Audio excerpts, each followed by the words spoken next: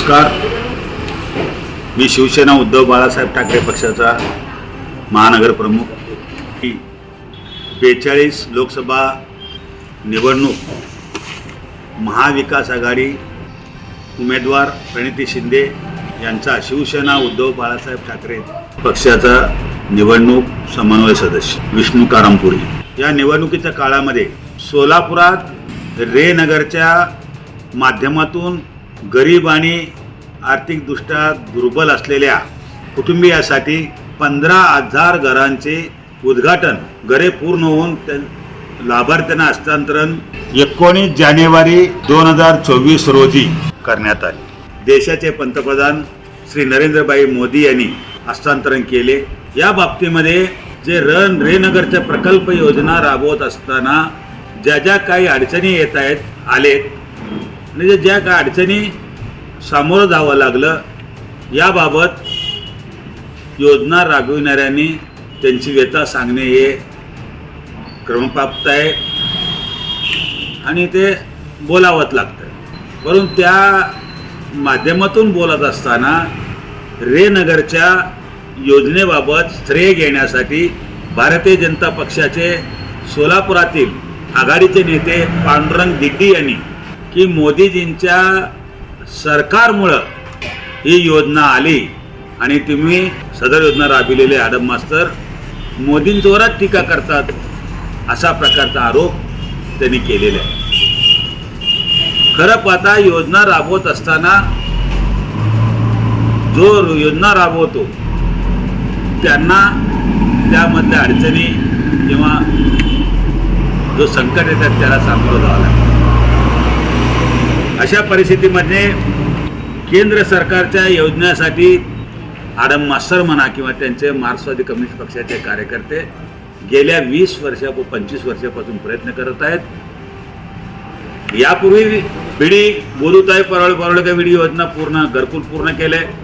त्याचबरोबर आम्ही सुद्धा मासाहेब मीनाताई ठाकरे घरकुल योजना 5,000 घरांचं योजना पूर्ण केलेली आहे.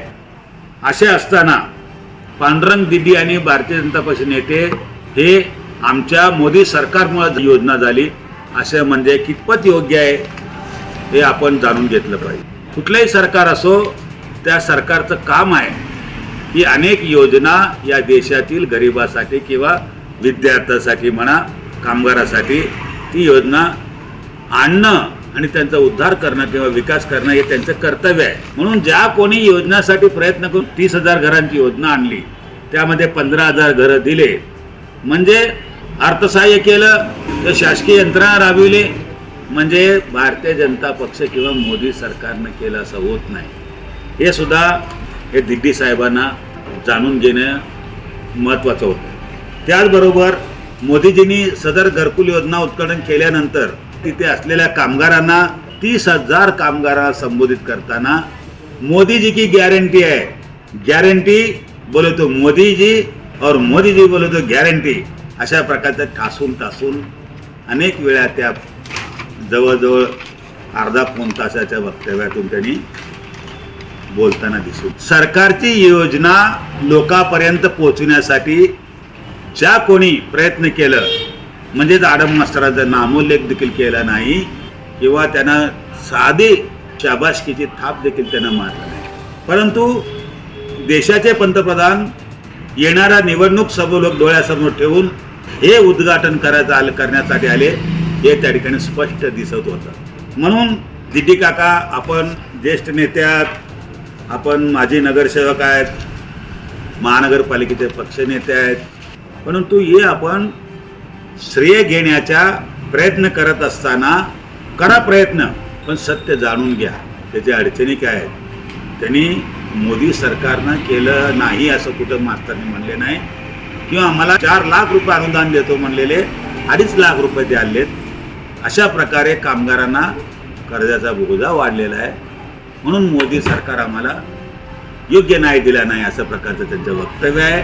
आणि जे आपण म्हणता की मोदी सरकार केलेलं आहे, मोदी सरकार केलेलं आहे, सरकारचं कर्तव्य वेगळं आहे आणि जो आणून प्रकल्प राबवतो प्रवक्ता त्या ठिकाणी मुख्य प्रवर्तक असतो किंवा ज्याकडून प्रयत्न करत असतो त्याला पूर्णपणे स्वातंत्र्य आहे, की त्याला हक्क आहे की ही योजना मी आणलेली आहे, हे कोणी नाकारू शकत नाही. या उलट मोदी सरकारने कामगारांचे जे कायदे आहेत, कामगारांना हिताचे जे कायदे आहेत ते पूर्ण रद्द करून भांडवलशाही कायदे आणले, कामगारांना देशोधड लावलं.